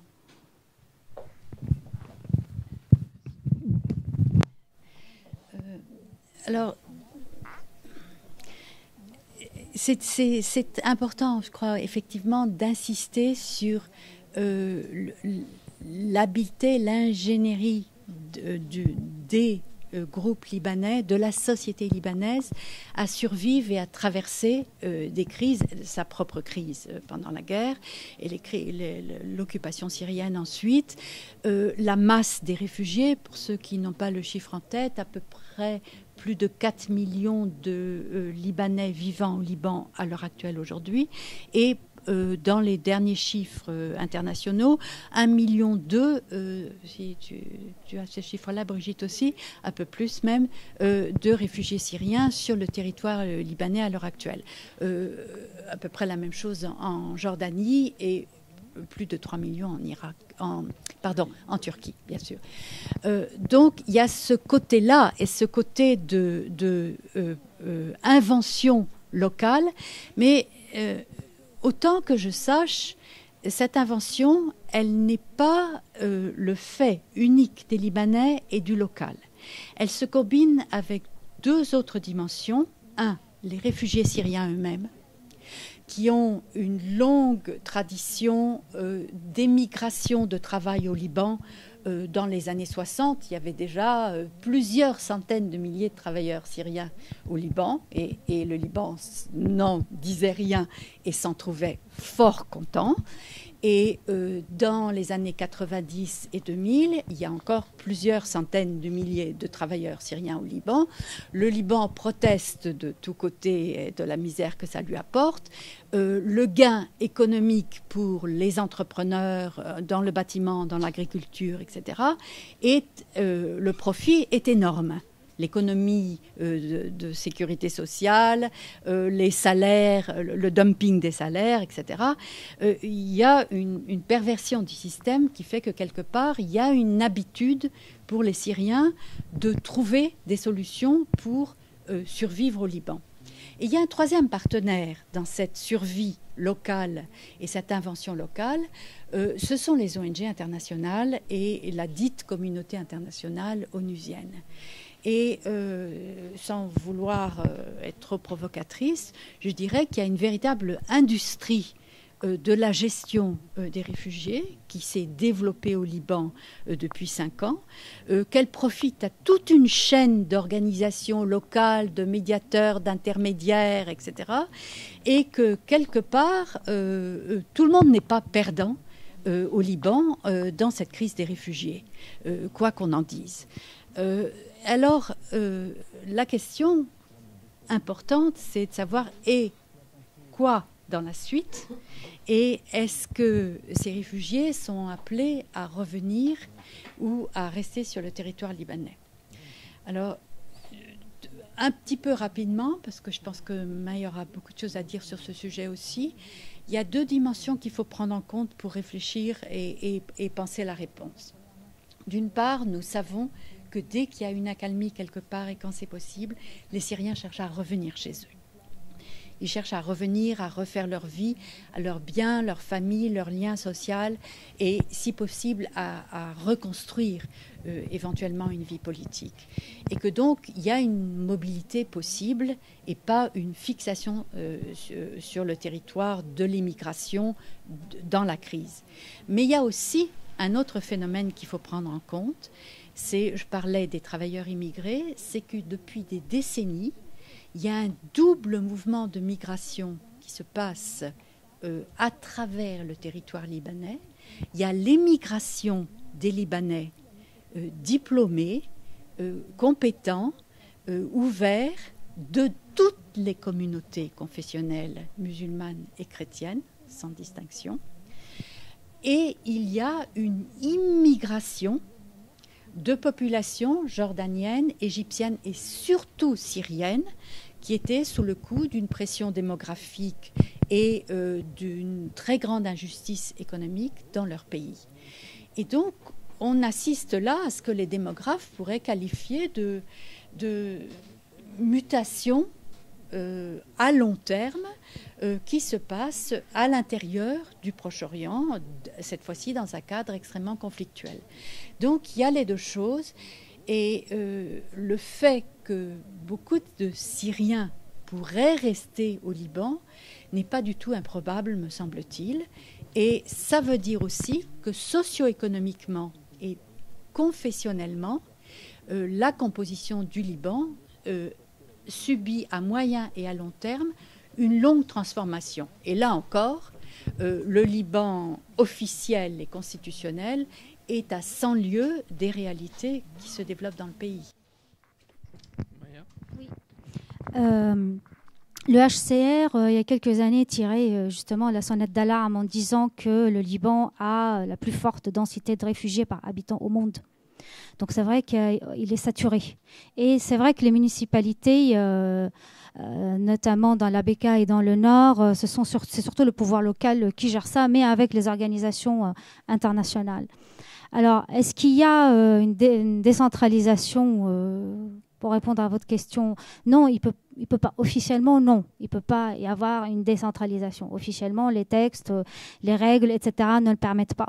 Mais est-ce qu'il y a une certaine décentralisation, enfin, je ne sais pas si on peut appeler ça décentralisation, mais une certaine autonomie peut-être, une certaine liberté, même pas autonomie.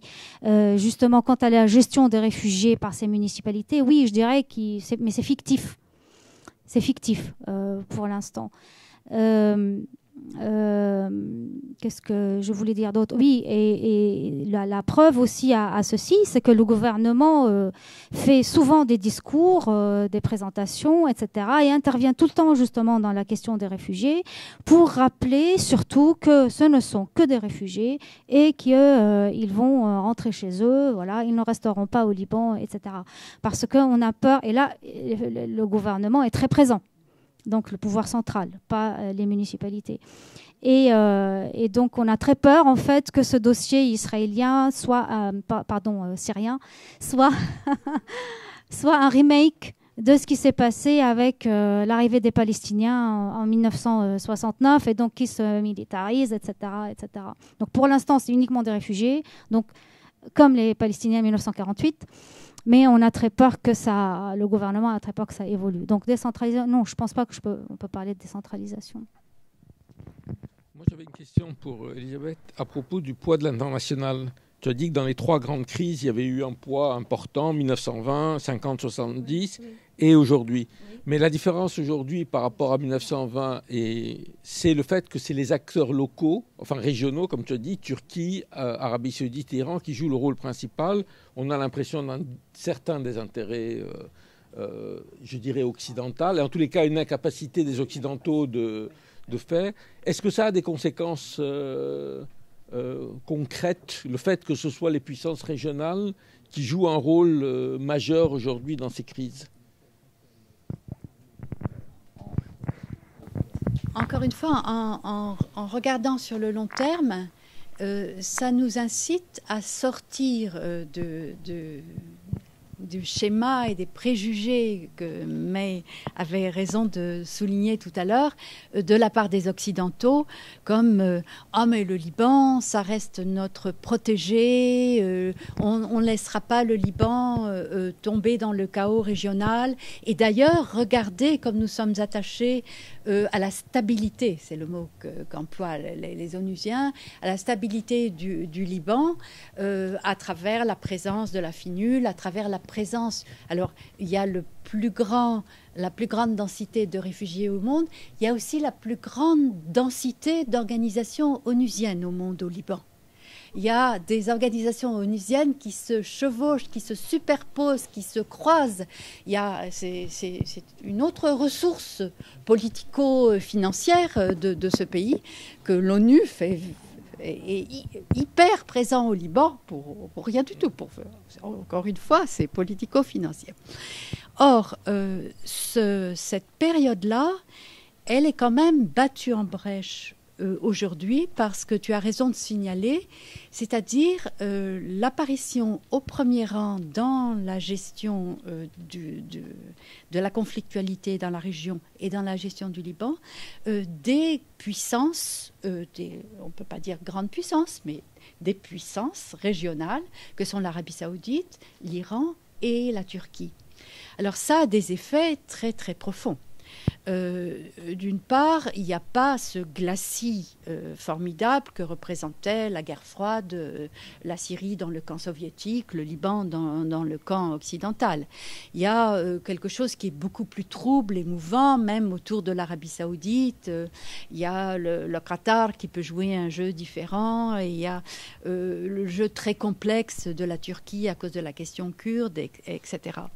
Mais n'empêche qu'on est peut-être dans une phase, après 100 années d'existence de ces deux pays, où cette domination politique, intellectuelle et, comment on dit ça, de mission supérieure qu'apportait l'Occident dans la région, est en train de s'effacer, notamment avec la démission européenne en face de la crise syrienne, est en train de s'effacer et de passer la main à des acteurs qui ont l'argent, qui ont les moyens, qui ont la proximité, mais qui aussi vont transformer, je crois, le rapport du Liban et le rapport de la Syrie à leur région.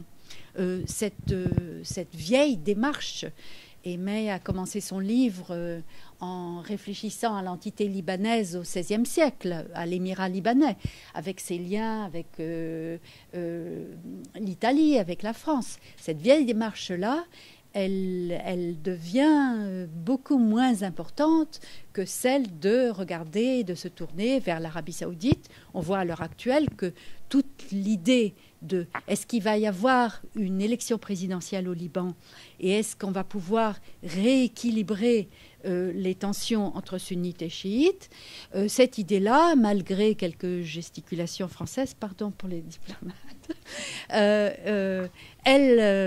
elle se débat avec l'Arabie saoudite. Et c'est l'Arabie saoudite qui peut, oui ou non, faire pencher la balance. Ça n'est pas la France, je crois. Là, il y a plein de questions. Oui. Moi, j'ai un peu de mal à avoir une grille de lecture institutionnelle par l'angle institutionnel et l'angle de la loi, de l'institution, de la constitution pour le Liban, parce que je pense que le Liban, c'est beaucoup, la société s'est beaucoup éloignée de ce que c'est une dynamique institutionnelle et une dynamique de citoyenneté et de rapport de citoyen à la loi et à l'institution et à la constitution.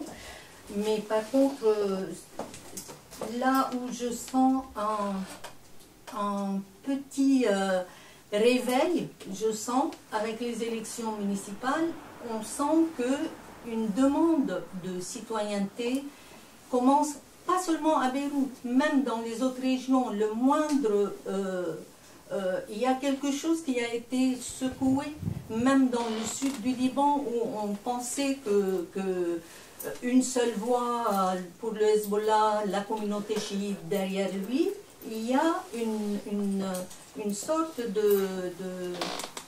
oui, je dirais, un petit réveil et une volonté de vouloir, en tout cas, une envie d'État, de citoyenneté et de société face à un vide. L'État n'existe pas. Mais en même temps, je me dis, est-ce que la notion de la société civile, si on la regarde d'une manière régionale aussi, on analyse la politique régionale, mais on ne parle pas société régionale. Cette société qui parle la même langue du Liban jusqu'au fond du Maghreb, qui parle la langue arabe, avec aujourd'hui aussi, pas l'effacement, mais la perturbation des frontières qui tracent les États, les dits États fabrication coloniale, qui est en train d'être secoué aussi et traversé par les communautés et disputé par les communautés, face à la guerre des politiques et des acteurs de la guerre, des acteurs militaires et qui mènent la danse par les armes, est-ce que la société civile qui traverse toute la région n'a pas quelque chose à faire ensemble? Et quand je dis ça, je rêve un peu. Il y a une petite initiative qui est née à Beyrouth il y a 2 semaines, qui s'appelle un appel pour le vivre ensemble dans les pays de la Méditerranée.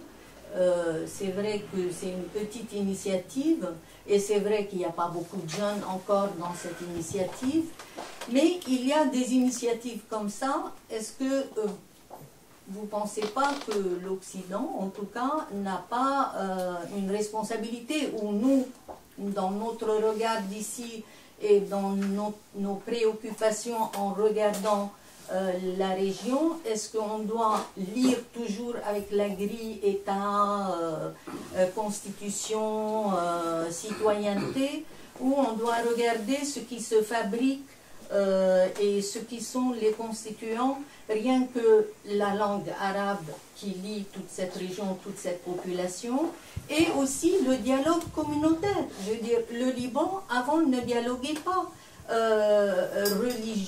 Religion chiite, la confession chiite ne dialoguait pas au-delà de la frontière du Liban.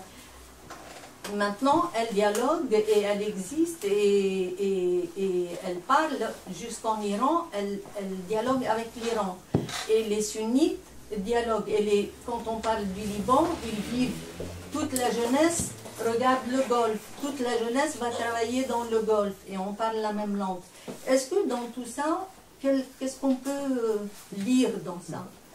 Peut-être on va prendre plusieurs interventions et on répondra ensuite. Oui, allez-y. Enfin, il y a 2 personnes. Merci. Moi, je voulais rebondir sur votre deuxième question par rapport aux relations, en fait, pas seulement entre le Liban et la Syrie et puis les puissances régionales, mais directement entre le Liban et la Syrie. Qu'en est-il de leurs relations? Comment elles ont évolué, particulièrement depuis 2005? Et puis, est-ce que depuis la guerre, il y a eu une tendance à désinstitutionnaliser leurs relations, à passer plus par des groupes non étatiques? Et puis, je me demandais s'il y avait eu des évolutions du côté du conflit frontalier autour des fermes de Sheba par rapport à la guerre, ou si ça n'avait pas vraiment changé. Merci. Monsieur? Oui, je pense qu'il ne faut pas éluder la question des statistiques confessionnelles. Si vous voulez, il n'y a pas eu de recensement depuis 1932, mais il est notoire que maintenant c'est la communauté chiite, bien que minoritaire, elle est majoritaire dans les minoritaires, n'est-ce pas? Donc, faire passer la solution par l'Arabie Saoudite seulement, je crois que ce n'est pas suffisant. Donc, les chrétiens, les médias français nous annoncent qu'il y a 43% de chrétiens au Liban. Moi, j'ai des cartes qui sont faites de l'université de Columbia, on nous met 21,6%, n'est-ce pas? J'ai parlé à des amis chrétiens qui m'ont dit récemment même, m'ont dit on est 23%. Alors on ne sait plus où on en est. 35%, certains politologues, amis, comme Georges Cordes, m'ont dit 35%. Voilà. Donc je crois que maintenant, c'est quand même les chiites qui doivent reprendre du pouvoir par rapport aux sunnites. Alors vous voyez, à la limite, si c'était moi, je ferais exploser le pacte national. Bon, ça serait la révolution. Oui. Mais je pense quand même que ce n'est pas l'Arabie Saoudite qui a seulement la solution. D'accord, merci. Voilà. Alors, il y a plusieurs éléments. Oui. À la première question, il y a beaucoup de choses dans votre question, donc je vais essayer de surtout répondre à la première partie. Quand on parle de est-ce que la société civile, le réveil de la société civile, etc., la question n'est pas une question d'institution. Moi, je pense, mais c'est mon avis, quand il faut réellement réformer un pays, à mon avis, on part de l'intérieur vers l'extérieur. Ça ne se passe pas de l'extérieur vers l'intérieur. C'est-à-dire, on se consolide à l'intérieur et puis ensuite, on verra ce qu'on peut faire, ce que l'extérieur peut faire pour nous, etc. Alors, je vais détailler tout à l'heure. Alors, en ce qui concerne le réveil de la société civile, en 1943, on parlait de réveil de la société civile. En 1990, on a parlé de réveil de la société civile. En 2005, on a parlé de réveil de la société civile. Mais elle est réveillée, cette société civile, je pense. Et comme disait Elisabeth Picard tout à l'heure, c'est vrai qu'une société civile toute seule, elle ne peut rien faire. Évidemment, société civile, c'est pas un électron libre comme ça qui peut faire ce qu'il veut, etc. Parce qu'il faut qu'elle soit calquée sur... Et ça, ce sont les institutions de l'État moderne, l'État-nation moderne qu'on connaît aujourd'hui. On ne sait pas faire autre chose à part construire des États-nations. Et donc, elle a besoin justement d'un État pour pouvoir, en fait, évoluer, etc., que ce soit sur le plan national ou local. Alors, je vous donne peut-être un exemple, puisqu'on est en pleine crise d'élection présidentielle. Alors, ce qui est marrant, c'est que cette crise-là, ou ces questionnements-là, on les a vécus aussi en 2008. Parce qu'on n'arrivait pas, pareil, à élire le président de la République. Et Slimane est venu un petit peu comme ça. Il était imposé parce qu'il était connu, etc. Connu sur le plan national. Alors, la grande question, c'est de savoir, par exemple, une partie des représentants libanais vous disent qu'il faut élire. Et c'est ça la crise, en fait. Elle est institutionnelle. Et le communautarisme, on va l'appeler communautarisme, confessionnalisme comme on veut, il profite en fait des défaillances institutionnelles pour se développer. C'est comme ça que je vois les choses. Mais si on cimente les institutions, la Constitution, etc., il ne pourra se développer moins vite, moins bien ou pas du tout. Ça, c'est mon avis. Or, cette question justement de crise présidentielle, aujourd'hui comme en 2009, elle est présentée comme une question confessionnelle, communautaire, etc. Mais c'est parce que justement les défaillances du texte constitutionnel, là, il faut tout refaire, vous avez raison, je suis un petit peu d'accord avec vous. En fait, il faut tout réécrire, à mon avis. Réécrire toute la Constitution, la référendum, parce qu'il y a tellement de contradictions à l'intérieur. La Constitution libanaise, quand on la lit, elle est la moins euclidienne des constitutions. Vous voulez, par exemple, savoir ce qui se passe au niveau de la dissolution de la Chambre, vous trouvez vos idées là, là, là et là. C'est pas concentré.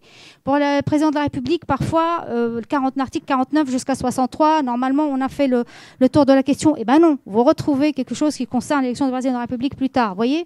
Donc ça aussi, c'est à la base, en fait, c'est ce qui alimente, c'est ce qui nourrit le confessionnalisme. Pour que je puisse revenir justement à la question de présidence de la République. Une partie des Libanais, des partis politiques, etc., disaient que le président de la République doit être élu à la majorité absolue, c'est-à-dire 50 plus 1. Et une autre partie, l'opposition, on va les appeler la partie 1 et la partie 2. Et la partie 2 disait non, il faut qu'il soit élu à la majorité des 2 tiers. Et c'est en fait ça la question, la réelle question à la base. Si en fait, et donc ces défaillances-là, ces défauts-là, etc., font grandir la chose, laissent les calculs communautaires, etc., se développer, etc., et puis voilà.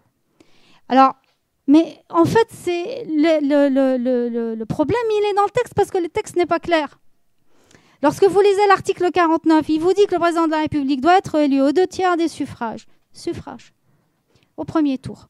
Au deuxième tour, je ne veux pas trop rentrer dans les détails, mais c'est juste comme ça pour donner des choses claires, prendre des cas pratiques clairs. Au deuxième tour, à la majorité. Or, comme je vous ai dit que le Conseil constitutionnel est complètement uselé, il ne peut pas interpréter de toute façon selon la Constitution. Donc, on cherche des interprétations à droite et à gauche. On va chercher les avis de professeur tel, du doyen tel. Bon. Donc, on essaye d'interpréter pour essayer de savoir comment il va être élu ce président de la République. On s'est rendu compte qu'en fait, la Constitution, quelque part encore, parle d'un quorum. C'est-à-dire qu'il faut un quorum légal des 2 tiers des membres, pas des suffrages, des membres, pour qu'on puisse élire un président de la République. Le 49 ne parle pas des 2 tiers de membres, il dit des suffrages. Mais si vous faites des calculs, si vous avez par exemple 50% uniquement des 108 députés qui sont présents, et si les 2 tiers uniquement doivent élire, c'est pas grand-chose, un président de la République qui normalement représente le consensus, etc., elle ne peut pas être élue avec 40 voix ou 35 voix, ça n'a pas de sens. Et on s'est rendu compte d'autre chose lorsqu'on entre un petit peu dans les détails, c'est qu'il s'est passé autre chose à côté de cette Constitution, c'est qu'il y a une pratique constitutionnelle, bon je ne rentre pas dans la définition, c'est peut-être connu, voire une coutume constitutionnelle, selon laquelle en fait, et ça ce sont différentes experts qui ont parlé de ce sujet-là, selon laquelle on a créé au Liban une coutume constitutionnelle selon laquelle en fait il faut un quorum, et le quorum c'est les 2 tiers, et c'est ça toujours passé comme ça, pas les 2 tiers des suffrages, mais en fait les 2 tiers des membres. Et ça se passe toujours comme ça, personne ne conteste, etc., y compris dans les périodes les plus difficiles, pour l'élection de Bachar Gemayel, par exemple, en 82, et il y a eu ce quorum-là, sinon on ne peut pas en fait élire ce président. Et nous sommes en fait aujourd'hui dans cette évidemment dans cette problématique-là. On vient aussi greffer dessus les problèmes régionaux, internationaux, ce qu'on veut, etc. Mais déjà la base n'y est pas. Vous voyez, il n'y a pas quelque chose sur lequel on peut s'appuyer. C'est complètement poreux. Or, à mon avis, si on cimente ceci, donc on cimentait, c'est-à-dire réfléchir, réécrire, réfléchir, repenser à tout ça et réécrire, en fait, à mon avis, la Constitution, parce qu'elle ne répond pas aux besoins, même si c'est une Constitution consensuelle, etc., à mon avis, elle ne répond pas aux besoins réels de comment gérer une société plurielle. Parce que, vous savez, une société plurielle, on parle aujourd'hui dans la recherche d'un multiculturalisme au Canada, en Belgique, etc., au Liban aussi, elle est très difficile à gérer. Ce n'est pas pareil qu'une société, qu'on appelle une société homogène, par exemple, comme la France, qui est théoriquement homogène. Elle est très difficile à gérer. Donc, je pense qu'il va falloir, en fait, revoir tout ça. Et le problème vient de là, à mon avis. Enfin, de base. Ma question, si on peut encore avoir une lecture d'un pays qui se trouve dans cette région, dans ces conditions, aujourd'hui, où est-ce qu'on peut parler d'une société libanaise ou on parle d'une société aussi qui la lecture qui peut nous expliquer. Est-ce qu'on peut expliquer le Liban par une stricte lecture du Liban aujourd'hui, que ce soit de ses institutions ou de sa société? Je ne dis pas société civile, je dis société.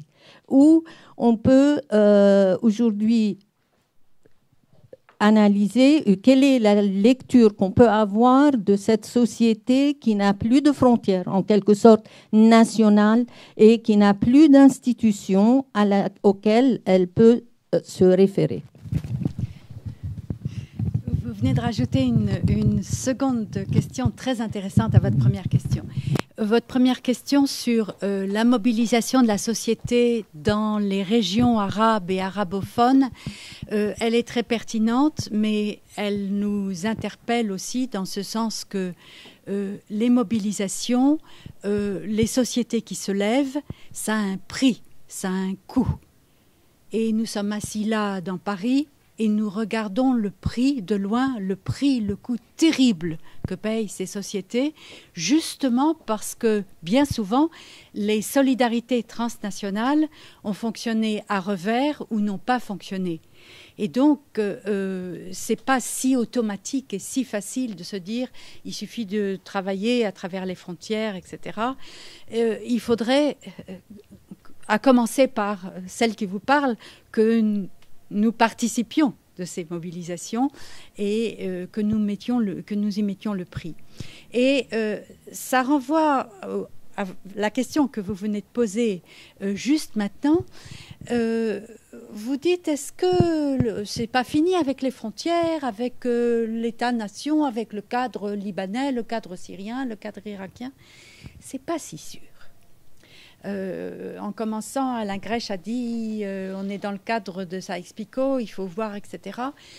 Ça fait 100 ans qu'il y a eu un habitus, une accoutumance sociopolitique à avoir un dialogue entre la société et un système politique, un dialogue qui est souvent très oppressif, c'est vrai, mais ça n'empêche que de plus en plus, incontestablement, un Libanais, de quelque confession qu'il soit, s'est senti intégré quelque part au sol, à la société, à la problématique libanaise. Même chose pour un Syrien et bien souvent pour les Irakiens. Des sondages l'année dernière faits en Irak donnaient un choix d'un Irak unitaire chez le monsieur tout le monde, dans la société irakienne, qui était absolument stupéfiant, de l'ordre de 60% qui voulaient rester absolument un État unitaire irakien. Il y a quelque chose comme la naissance, et c'est comme ça que se construisent les États-nations, la naissance d'identité nationale, et il n'est pas sûr que les transversalités satisfassent tellement la construction d'un système collectif territorialisé et en développement. C'est une très grosse question et on ne peut pas être très optimiste dans aucun sens. Sur les changements dans la relation entre la Syrie et le Liban depuis le départ de l'armée syrienne du Liban en 2005. C'est un énorme sujet, mais en gros, une surprise de l'étude, de l'accompagnement de tout ce qui se passe, c'est que très peu de choses ont changé dans la relation entre la Syrie et le Liban entre 2005 et l'éclatement de la crise syrienne. Aucun des dizaines et dizaines d'accords économiques, d'accords juridiques, de coopération universitaire, de mouvements des travailleurs, des investissements, des mouvements des banques libanaises vers la Syrie, de tous ces allers-retours entre les deux pays et de ces joint ventures entre les hommes du régime des Assad, père et fils, et les élites communautaires libanaises qui ont organisé des systèmes financiers, des systèmes commerciaux, des systèmes fonciers dans les deux pays, rien de cela, pratiquement, n'a changé, n'a été démoli après 2005. Qu'est-ce qu'il faut en conclure? C'est à la fois fascinant et dramatique. C'est-à-dire que le système syro-libanais, qui a une historicité, celle qui remonte à l'Empire ottoman, mais qui a aussi le passé très récent de la guerre civile et des 15 années d'occupation syrienne qui ont suivi.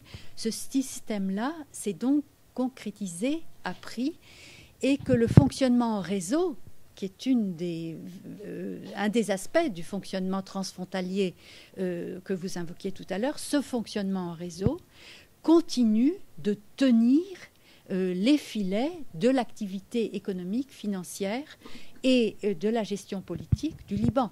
Lorsque la crise libanaise de 2008 et la nomination, l'élection, du président Sleiman s'est faite en 2008, c'est passé par un contact avec Bachar el-Assad pour lui demander s'il serait d'accord.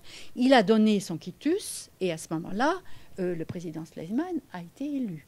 Donc il y a eu un entremêlement des deux systèmes qui effectivement a pris une autre dimension après ça avec la crise, la guerre et l'afflux des immigrés syriens au Liban. N'empêche que le Liban ne vit pas hors de la Syrie et ne s'en est pas du tout détaché. Très, très rapidement sur les questions frontalières et des affrontements, la question des fermes de Shebra, c'est-à-dire de la zone qui est mitoyenne du Liban, de la Syrie et d'Israël, c'est donc une question qui relève du conflit israélo-arabe et qui, je crois, est pour l'instant gelée.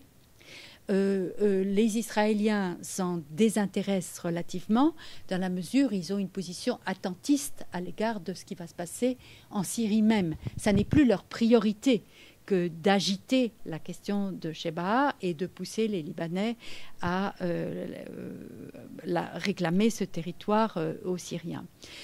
Toute la question frontalière est effectivement dans une porosité et dans une fragilité, en particulier au nord et dans la région du Hermel et de la Bekaa, qui reflète bien ces allées et venues entre les Syriens et les Libanais depuis des siècles dans les deux pays.